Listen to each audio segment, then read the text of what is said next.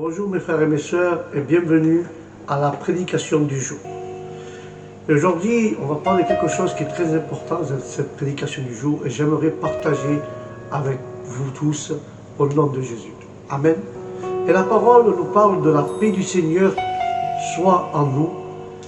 Et quand nous lisons les Écritures sur le thème et l'histoire des 10 vierges sages qui attendaient avec vigilance la venue du Seigneur, et nous aimerions savoir quel genre de pratique, frères et sœurs, nous devions faire et comment nous devons faire pour recevoir la venue de notre Seigneur Jésus-Christ, car cette question que nous venons de soulever est la clé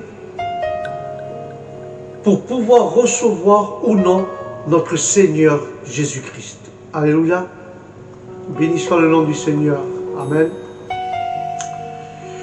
Comme je disais, nous voulons tous être comme ces 10 vierges sages qui ont la possibilité de recevoir le retour de Jésus. Mais son retour est d'assister avec lui au banquet du royaume des cieux. Personne ne veut être, avec le respect que je dois, une vierge folle, laissée de côté par le Seigneur. Alors ma question est là. Mais quel genre de pratique avons-nous vraiment besoin d'être et d'avoir pour être une vierge sage? Et la parole de Dieu nous dit que dans Matthieu 25, chapitre 25 et versets de 1 à 4, nous lisons la parole du Père, du Fils et du Saint-Esprit. Et la parole dit ainsi: le Seigneur Jésus a dit, c'est le Seigneur Jésus qui parle, il a dit: alors le royaume des cieux sera comme 10 vierges qui prirent leurs lampes et sortirent à la rencontre de l'époux. Et 5 d'entre eux étaient insensés ou folles, et 5 étaient sages, car les insensés ou les folles n'emportaient pas d'huile avec eux lorsqu'ils prenaient leurs lampes. Mais les sages prenaient de l'huile dans des vases avec leurs lampes. Alléluia. Béni soit le nom du Seigneur. Et dans les Écritures, nous voyons que les vierges sages sont celles qui attendent avec vigilance la venue du Seigneur Jésus pendant qu'elles préparèrent leur propre initiative d'huile pour leurs lampes. Et ils finissent, frères et sœurs, par recevoir le retour du Seigneur. Et ils assisteront au banquet du royaume des cieux. De nombreux frères et sœurs peuvent lire ce passage et ce passage se comprend ainsi. Tant que nous lisons fréquemment les Écritures, nous devons prier avec vigilance, nous devons suivre la voie du Seigneur, mais nous devons appliquer et nous devons nous appliquer dans son œuvre et nous devons répandre l'évangile. Alléluia. Et nous devons préparer l'huile. Ceux qui font toutes ces choses sont des vierges sages et quand le Seigneur reviendra, il ne fait aucun doute que ceux-là vont assister au banquet des noces de l'agneau et nous serons avec lui au nom de Jésus. Amen. Mais cependant, les vierges sages auxquelles le Seigneur fait allusion sont-elles vraiment ainsi? Revenons aux pharisiens. Pour quelques instants, nous allons parler des pharisiens. Ils attendaient constamment la venue du Messie et pour le recevoir, non seulement ils connaissaient bien les Écritures et respectaient la loi et les commandements, mais ils interprétèrent aussi souvent l'Écriture devant les croyants, ils priaient pour eux, allaient jusqu'à répandre l'évangile de Dieu jusqu'à l'extrémité de la terre. Ainsi, en ce sens, les actes des pharisiens auraient dû être considérés comme la préparation de l'huile des vierges sages, et bien sûr, ils auraient dû recevoir le Messie et le salut de Dieu. Mais était-il ainsi lorsque le Seigneur Jésus s'est fait chair pour agir et parler, les pharisiens ont complètement manqué de vénération authentique pour Dieu. Et malgré cela, et malgré, en voyant et en écoutant que ses paroles et son œuvre avaient du pouvoir et de l'autorité et venaient de Dieu, non seulement ils les cherchèrent pas de ne les, ils l'ont pas cherché, ils l'ont pas étudié avec un esprit ouvert, mais ils s'accrochèrent obstinément à leurs propres notions et fantasmes, pensant que quiconque n'était pas appelé le Messie n'était pas le Seigneur. Mais de même, ils ont limité l'œuvre et la parole de Dieu à l'écriture de l'époque. Ils ont condamné parce qu'ils allaient au-delà de l'Ancien Testament et par conséquent, ils ont rejeté et ils ont également inventé des rumeurs canoniques car le Seigneur Jésus est blasphème frénétiquement contre lui, finissant par le crucifier.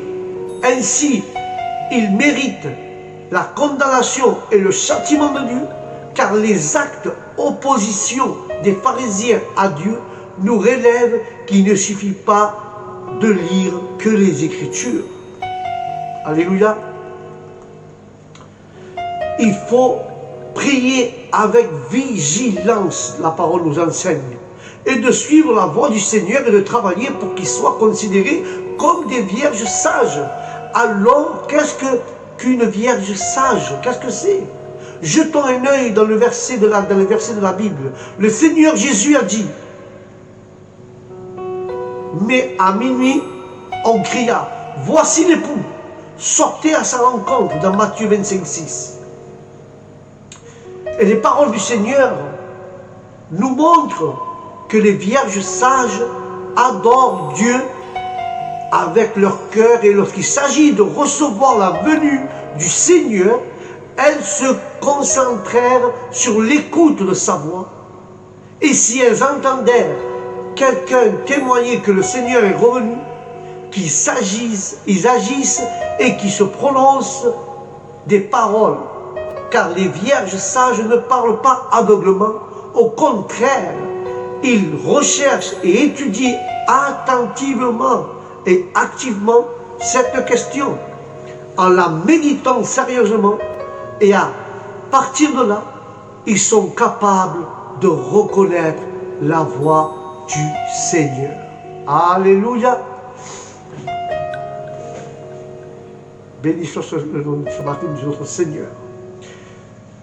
Et quand ils écoutent la voix du Seigneur, ils vont l'accueillir à son retour et être enlevés devant le trône de Dieu et assister au banquet du royaume des cieux. C'est la même chose que dans l'histoire biblique de la Samaritaine. Alléluia.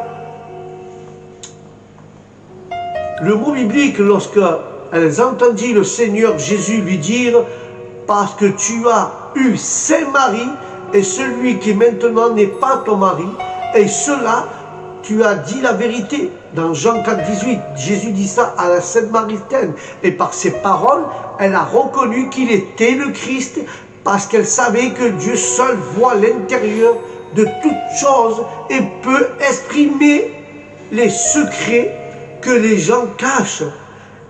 Il a parlé sans détour et peut exprimer les secrets que les gens cachent. Il a parlé sans détour de tout ce qu'elle avait fait en dehors de Dieu. Personne ne possède ce genre d'autorité et de pouvoir. Alors, ainsi, il reconnut le Seigneur Jésus comme Christ, qu'il était le Messie qui devait venir. Tout comme la Samaritaine a dit à la foule et a relaté, qui est relaté dans la Bible, « Venez voir, un homme m'a raconté tout ce que j'ai fait. Ne serait-il pas le Christ ?» Nous voyons ici que la prudence de la Samaritaine résidait dans sa capacité de discerner la voix de Dieu. Alléluia. Et en attendant que c'était la voix de Dieu, elle a pu accepter et donc reçu le salut du Seigneur Jésus. Alléluia. Car la Bible nous montre que Pierre, Barthélemy et d'autres savent aussi reconnaître la voix de Dieu dans ce qu'ils disent et ce qu'il disait le Seigneur. Jésus, qui vérifie qu'il était Dieu lui-même. C'est pourquoi ils ont abandonné tout ce qu'ils possédaient pour suivre le Seigneur. Ce genre de personnes sont des vierges sages. Mais cependant, tous qui sont aussi arrogants que les pharisiens, incapables d'entendre la voix de Dieu, qui entendent mais ils ne la recherchent pas, et ils ne l'acceptent pas, ou même la détestent, la rejettent, sont des vierges folles destinées à être mises de côté et abandonnées par Dieu. Alléluia. Et de ce fait, nous comprenons déjà que la clé peut être des vierges prudentes, résider dans l'écoute de la voix de Dieu. Est-ce que ça les rend intelligents? Car dans le chapitre 2 et 3 d'Apocalypse, ce qui suit est cité plusieurs reprises. Celui qui a des oreilles qui entendent ce que l'Esprit dit aux églises. Et Apocalypse 3:20 dit, voici, je me tiens à la porte, je frappe. Si quelqu'un entend ma voix, ouvre la porte, je rentrerai et je mangerai avec lui et lui avec moi. Ces prophéties montrent qu'à son retour dans les derniers jours, le Seigneur prononcera d'autres paroles. Il est donc extrêmement important d'y prêter attention et de savoir reconnaître la voix de Dieu. Alléluia.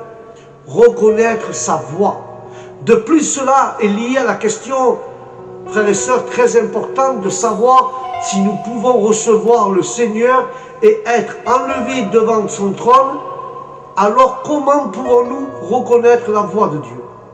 Ensuite, nous allons parler de plusieurs principes pour discerner la voix de Dieu. Alléluia. Premièrement, tout ce que Dieu déclare est la vérité. Ça, c'est le premier point. Cela peut donner aux gens la substance nécessaire et un chemin de pratique, car le Seigneur Jésus a déclaré, je suis le chemin, la vérité et la vie. Personne ne vient au Père que par moi, dans Jean 14:6. Et dans l'évangile de Jean, chapitre 1, versets 1 et 2, nous pouvons noter et prendre note. Au commencement était la parole, et la parole était avec Dieu, et la parole était Dieu. Il était au commencement avec Dieu. De même, dans Jean 1:4, en lui était la vie, et la vie était la lumière des hommes. Dieu lui-même est la vérité et le chemin de la vie. Et toutes ces paroles exprimées par lui sont la vérité. Ils ne peuvent donner à l'humanité la substance dont elle a besoin. Et un chemin de pratique, frères et sœurs, en regardant la première ère de la loi, les êtres humains ne comprennent pas ce qui était la vie, ou ne savaient pas non plus comment adorer Dieu. Et c'est pourquoi Dieu a dicté les commandements à travers de Moïse, afin que le peuple les accomplisse et se les a guidés à sa vie. Ainsi, il a appris à adorer Dieu comme c'est indiqué dans les 10 commandements, frères et sœurs. Car la parole dit, je suis l'Éternel, ton Dieu, qui t'a fait sortir du pays d'Égypte et de la maison de servitude. Tu n'auras pas d'autre Dieu devant moi. Vous ne pouvez pas vous prosterner devant eux, ni les servirez pas non plus. Car moi, l'Éternel, votre Dieu, je suis un Dieu jaloux qui punit l'iniquité des pères et sur ses enfants jusqu'à la 3e, 4e génération de ceux qui me haïssent, et je fais miséricorde à 1000 générations à ceux qui m'aiment et qui me gardent, car je fais miséricorde à plusieurs générations, ceux qui gardent ma parole et ceux qui gardent mes commandements. C'est écrit dans le livre de Deutéronome 5, 6, 7, 9 et 10. Tu ne tueras point. Tu ne commettras pas d'adultère, tu ne porteras pas de faux témoignages contre ton prochain, tu ne convoiteras pas la femme de ton prochain, ni la maison de ton prochain, ni son champ, ni son serviteur, ni son bœuf, ni son âne, ni rien de ce qui lui appartient à ton prochain. Car les lois et les commandements enseignent aux gens qu'ils avaient été créés par Dieu et qu'ils devaient l'adorer seulement. Il est également appris que transgresser les lois et les commandements était un péché. De plus, Dieu dit aux gens comment offrir des sacrifices s'ils avaient péché. Et s'ils offraient pas des sacrifices, quel genre de punition ils recevraient? Les gens de cette époque recevaient la nourriture de la vérité et ils avaient donc le chemin de pratique spécifique, car la vie et le comportement des gens étaient de plus en plus réglementés. Ils commençaient à vivre avec une nature humaine adéquate. La première ère de la grâce, alors là nous voyons, lorsque le Seigneur Jésus est venu à l'œuvre, il a dit beaucoup de choses destinées aux besoins des gens de cette époque pour leur apprendre à se confesser, à se repentir et à pardonner au nom de Jésus et à être tolérants aussi envers les autres, à aimer leurs prochains comme eux-mêmes et à être la lumière et le sel. Lorsque les gens ont compris la vérité, ils ont eu de nouvelles voies, de nouvelles pratiques face aux problèmes, ce qui leur a permis de survivre. Ce n'est plus limité par la loi. Au titre d'exemple, Pierre a demandé au Seigneur Jésus, « Seigneur, combien de fois mon frère péchera-t-il contre moi pour que je doive lui pardonner? Jusqu'à 7 fois ?» C'est écrit dans Matthieu 18, 21. Et Jésus répond, je vous dis pas jusqu'à 7 fois, mais jusqu'à 70 fois. 70 fois 7 dans Matthieu 18, 22. Si vous pouvez voir que toute la parole exprimée par le Seigneur Jésus était la vérité, le chemin, la vie, il fournissait la substance dont les gens avaient besoin et leur donne un chemin de pratique. C'est une caractéristique des paroles de Dieu exprimées par Dieu. Le deuxième point, toutes les paroles de Dieu possèdent du pouvoir et de l'autorité et elles sont une expression du caractère de Dieu et nous savons tous qu'au commencement, Dieu a créé les cieux, la terre et toutes choses à travers des paroles. Dès qu'il disait quelque chose, cela se faisait comme le dit la parole de Dieu. Car le psaume 33, 9 dit, car il parlait et cela se faisait. Il a commandé tout à fait et tout a été confirmé. À l'époque de l'Ancien Testament, Dieu a promis que les descendants d'Abraham seraient comme les étoiles dans le ciel et le sable au bord de la mer. Et tout s'est produit exactement comme il avait promis. Même aujourd'hui, frères et sœurs, il y a des descendants d'Abraham aux 4 coins du monde. Et chaque chose que Dieu a dite s'est accomplie une par une. Alléluia.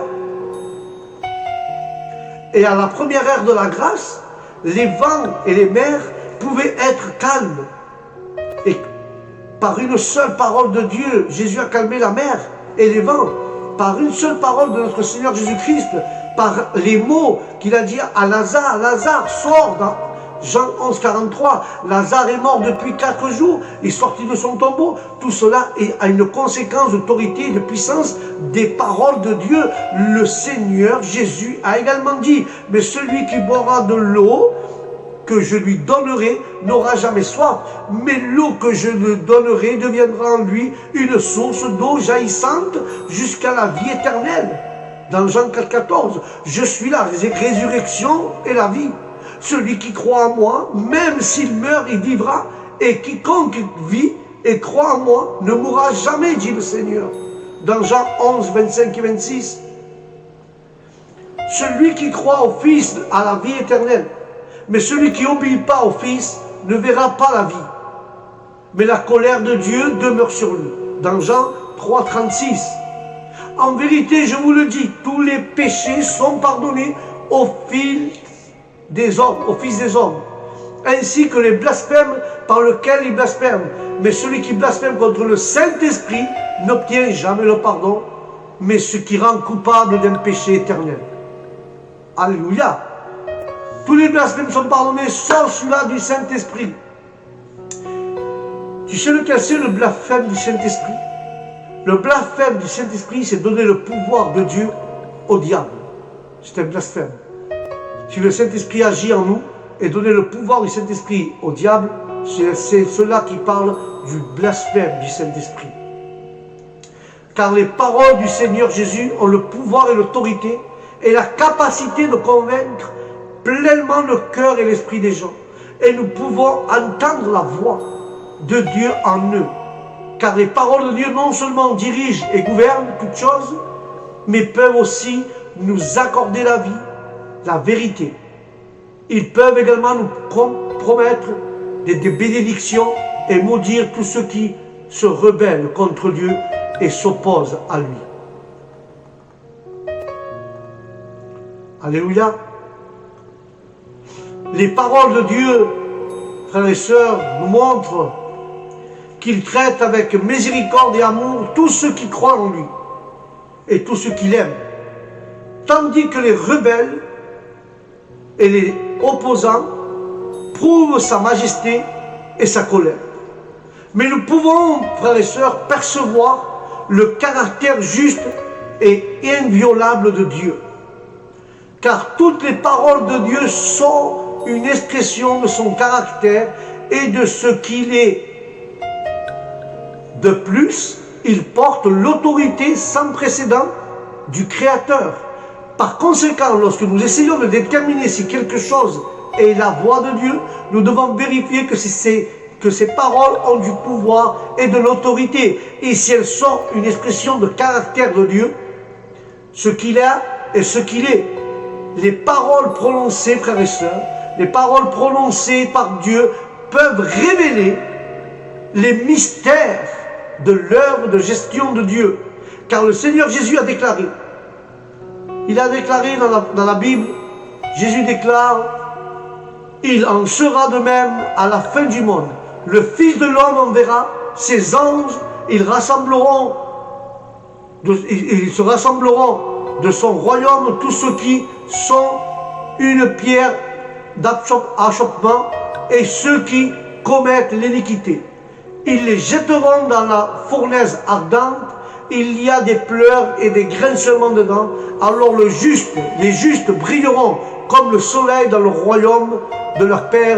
Celui qui a des oreilles qui entendent, tous ceux qui me disent Seigneur, Seigneur, n'entreront pas dans le royaume de Dieu, sauf celui qui fait la volonté de mon Père qui est dans les cieux.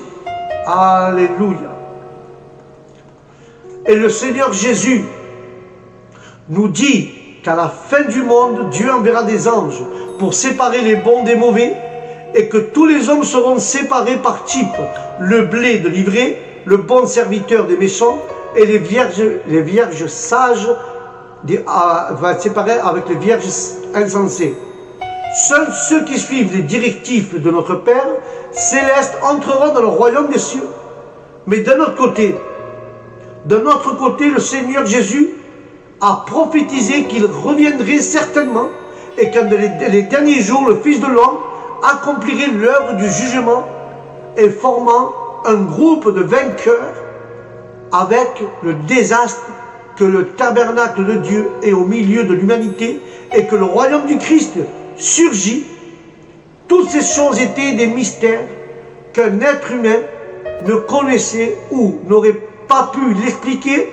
Alors pourquoi le Seigneur Jésus pouvait-il affirmer toutes ces choses? Parce que le Seigneur Jésus est Dieu lui-même. Jésus est Dieu lui-même, le Seigneur des cieux. Et Dieu lui-même est le seul à savoir quel genre de personnes peuvent entrer dans le royaume des cieux. Comment Dieu œuvre dans les derniers jours et quelle sera la destinée et l'issue de l'humanité? Seules les paroles de Dieu peuvent révéler les mystères de l'œuvre de gestion de Dieu. Un jour, le Seigneur Jésus dit, j'ai encore beaucoup de choses à vous dire, mais vous ne pouvez pas les supporter maintenant. Mais quand lui, l'Esprit de vérité, viendra et vous guidera dans toute la vérité qui parle du Saint-Esprit, car il ne vous parlera pas de sa propre autorité, mais tout ce qu'il entendra, il le dira et vous le montrera ce qui est à venir. Alléluia. Le Saint-Esprit, c'est l'intermédiaire entre l'être humain et Dieu. Alléluia. Béni soit Dieu ce matin. Et il est évident, frères et sœurs, qu'à son retour, le Seigneur Jésus déclara toutes les vérités dont nous avons besoin.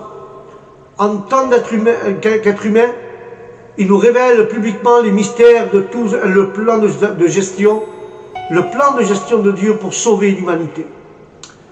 Les vierges sages ont un cœur et un esprit, et lorsqu'ils entendront les paroles de Dieu, elles reconnaîtront sûrement sa voix en elles. Mais les paroles de Dieu révèlent la corruption et les pensées cachées de l'humanité. Car Dieu a créé l'homme et connaît le cœur humain au plus profond. Il est conscient de nos pensées les plus cachées.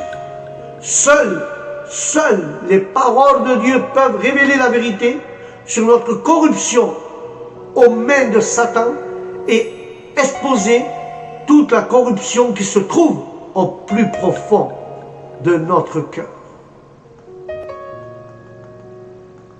Aucun être humain ne pourrait le faire comme l'a déclaré notre Seigneur Jésus-Christ, frères et sœurs.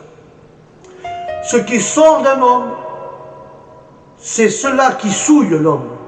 Car du dedans du cœur des hommes naissent les mauvaises pensées, la fornication, les vols, les meurtres, les adultères, l'avidité, le mal, la tromperie, la sensualité, l'envie, la calomnie, l'orgueil et la folie. Tout cela sort du cœur de l'homme. Et tous ces mots sortent dedans et souillent l'homme. Si tu veux le lire, c'est écrit dans Marc chapitre 7, versets 20 à 23. Une fois corrompus par Satan, nous devons dépendre de l'arrogance et de la perversité, du mensonge et de l'égoïsme et de la bassesse, du mal, de l'avidité et d'autres attitudes sataniques que Dieu réprimande et que nous avons dans nos paroles, nos actions, nos relations avec les autres. Lorsque les paroles ou les actions d'une personne semblent porter atteinte à notre image et à notre statut ou à notre intérêt, nous devons et nous devenons intrigués, envieux, belliqueux ou même nous détestons cette personne. Si nous abandonnons certaines choses, nous devons abandonner. Si nous abandonnons certaines choses, nous abandonnons au Seigneur et travaillons dur pour lui pendant longtemps. Mais nous devons commencer à se sentir que nous avons acquis un certain pouvoir pour nous-mêmes. Mais nous commençons à exiger des récompenses et des bénédictions de Dieu. Et il nous semble que c'est quelque chose de justement mérité. Lorsque quelque chose arrive et qui dépasse notre notion, comme des problèmes financiers à la maison, ou des malheurs dans la vie, des désastres ou des calamités, nous continuons à mal comprendre et à blâmer Dieu. Et parfois, nous le nions ou nous nous opposons. Et si Dieu ne nous révèle pas cette corruption et cette rébellion, alors nous serions totalement incapables de nous reconnaître et nous vivrions toujours immergés dans nos notions et dans nos fantasmes, croyant que nos actions sont conformes à la volonté de Dieu. Ne serions-nous pas en train de nous tromper nous-mêmes et de tromper les autres et de nous égarer? Car le Seigneur Jésus a révélé toute notre corruption et c'est la seule façon par laquelle nous avons acquis une véritable compréhension de notre caractère satanique et vu comment Satan nous a vraiment corrompus. Nous pouvons le voir, comment Satan que Dieu réprimande, comment il nous a corrompus.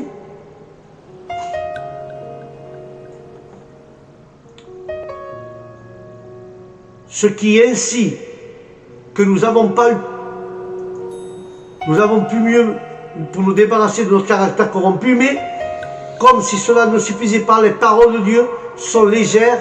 La lumière des paroles de Dieu révèle tout ce qui est sombre et maléfique, ainsi que les pièges du diable. C'est le même cas avec les pharisiens qui, aux yeux des croyants juifs, semblaient être des serviteurs dévoués de Dieu. Mais le Seigneur Jésus, lui, voyait l'intérieur de leur nature et de leur essence. Qu'ils aimaient ce qu'ils étaient injustes et ils détestaient la vérité. Il les a exposés aux pharisiens avec des paroles telles que « Malheur à vous, scribes et pharisiens, hypocrites, car vous ressemblez à des tambours blanchis à la chaux et qui en dehors paraissaient beaux, mais en dedans sont pleins d'ossements et morts et de toute ordure. Malheur à vous, scribes et pharisiens hypocrites, car vous parcourez les mers et les terres pour faire du polystyle, et quand ils deviennent, vous faites en lui un enfant de l'enfer 2 fois plus que vous. Et les paroles révélatrices du Seigneur Jésus sont les seules sur laquelle et par laquelle nous avons pu savoir que, en tant que personne, nous ne voyons que l'apparence extérieure des autres, mais Dieu voit le fond de notre cœur, voyez à l'intérieur de notre nature et de notre essence, qui est la vraie foi, qui recherche simplement la sainteté et qui la déteste. Car la vérité, Dieu comprend tout cela avec ce que révèle la parole de Dieu. Nous pouvons acquérir un discernement authentique de la nature et de l'essence des pharisiens, hypocrites et ennemis de Dieu. Les paroles de Dieu sont des déclarations du Créateur à toute l'humanité.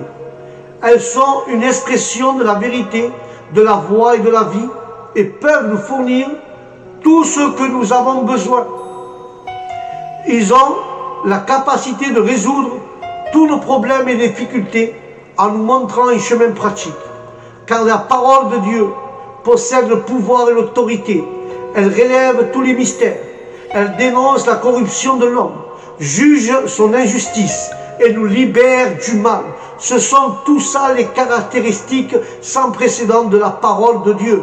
Une fois que nous aurons compris les principes du discernement de la voix de Dieu, nous persévérons dans l'âme. Lorsque nous attendons ces déclarations, nous pouvons croire et nous pouvons voir que la parole de Dieu sont quelque chose qu'aucun être humain ne peut dire, et qu'elles contiennent des mystères que les hommes ne peuvent pas approfondir seuls. Lorsque nous avons cette perfection, nous devons aborder soigneusement la parole de Dieu et la rechercher et l'enquêter sérieusement. Et quand, je dis bien quand, et en tant que nous découvrirons ce qui est la voix, que c'est la voix de Dieu est une expression de vérité, nous devons accepter et nous devons nous soumettre à Dieu, car c'est la seule façon d'être une vierge prudente et de pouvoir recevoir le retour de notre Seigneur Jésus-Christ.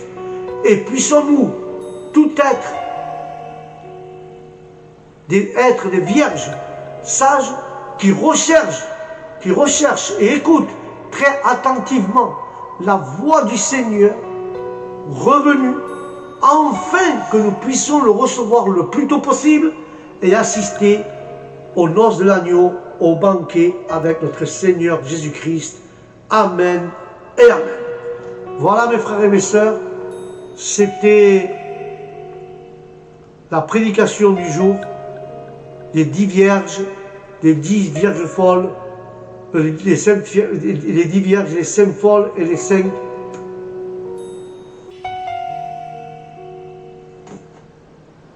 sages. C'était la parabole des 10 vierges, les 5 folles et les 5 sages. Dieu nous a éclairés en nous montrant des exemples bibliques. Alléluia. J'espère que ça vous a éclairé à vous aussi. Et je vous dis à la prochaine prédication du jour, que la paix de Dieu vous accompagne Que Dieu vous bénisse de grande manière et que Dieu vous accorde la pétition de votre cœur. Et je vous dis au prochain programme, Shalom.